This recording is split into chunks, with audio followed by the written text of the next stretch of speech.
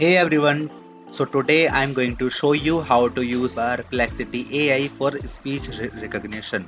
This powerful tool can help you convert spoken language into text, making it easier to process and analyze audio data. So let's get started. First of all, head over to the Perplexity AI website at perplexity.ai and sign up for an API key if you have not already.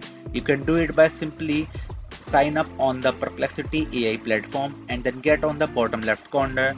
Now here select this settings icon and then select API section which is on the top right corner. Now select this docs.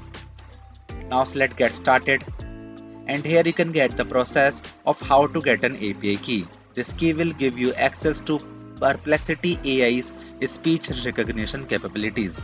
Now set up your development environment by installing the necessary libraries and dependencies to interact with the Perplexity AI API.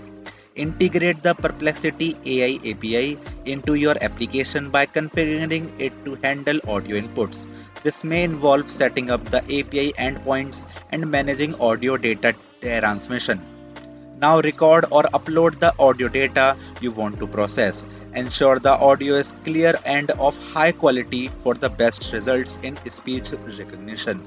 Send the audio data to the Perplexity AI API and receive the transcribed text. Implement the necessary code to handle this data and display or store it as needed. Now test the speech recognition system with various audio samples to ensure accuracy and reliability. Fine-tune the settings if needed to improve performance. You can monitor the performance of your speech recognition system and gather feedback to continuously improve its accuracy and functionality.